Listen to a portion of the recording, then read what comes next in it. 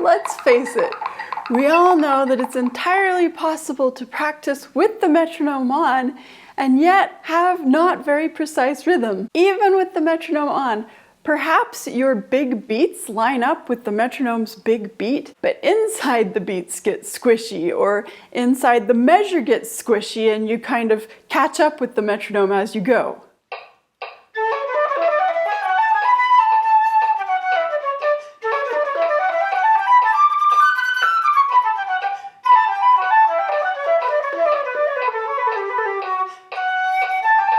If you notice your rhythm getting imprecise like this, even with the metronome on, how do you fix it? Well, the most obvious thing you can do is to put the metronome on smaller note values, have it beat every 8th note or even every 16th note, like this.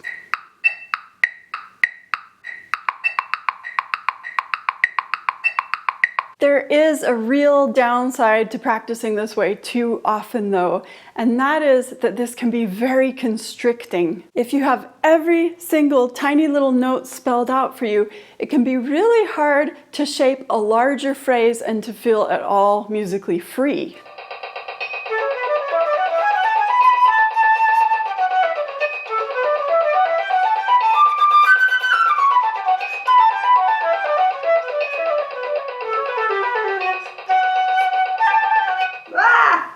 In fact, this is why a lot of people like to practice going the opposite direction with the metronome, putting it on half notes, or if you're in 3/4 time, perhaps putting it on dotted half notes, so that you're thinking in longer stretches of time, and it frees you up to shape a larger, more expressive musical phrase.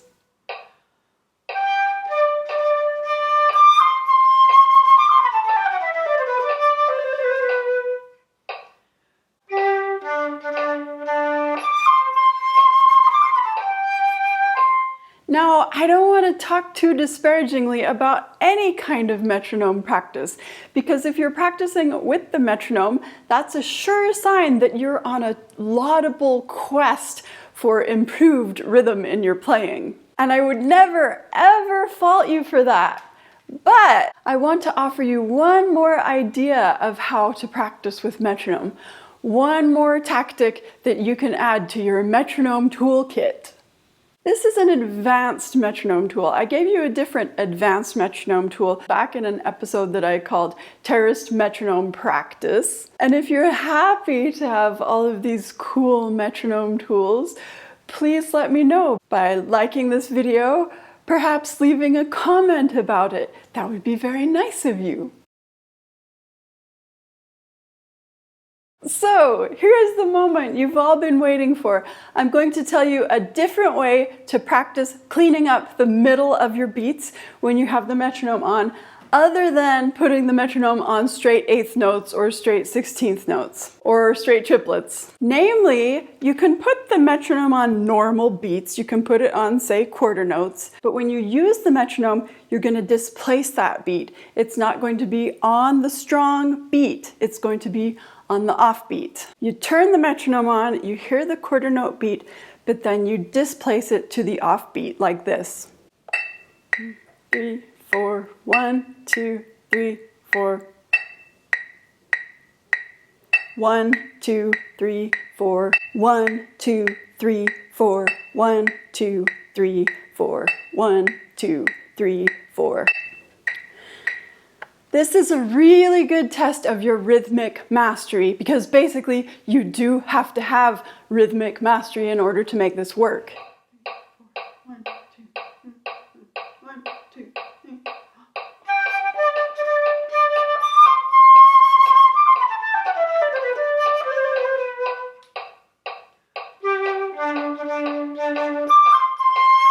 One time a little bit slow to demystify if possible. And 1, and 2, and 3, and 4, and 1, 2, 3, 4, 1, 2, 3, 4.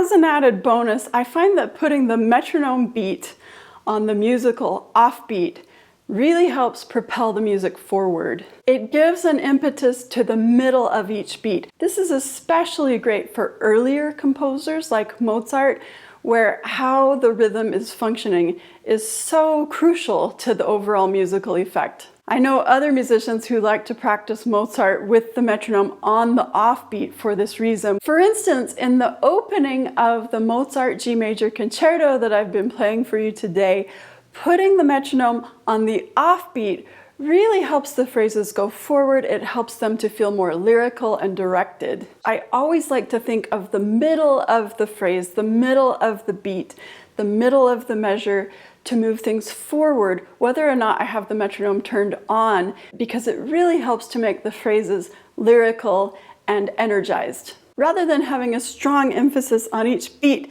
that makes us feel like we're a little bit marching,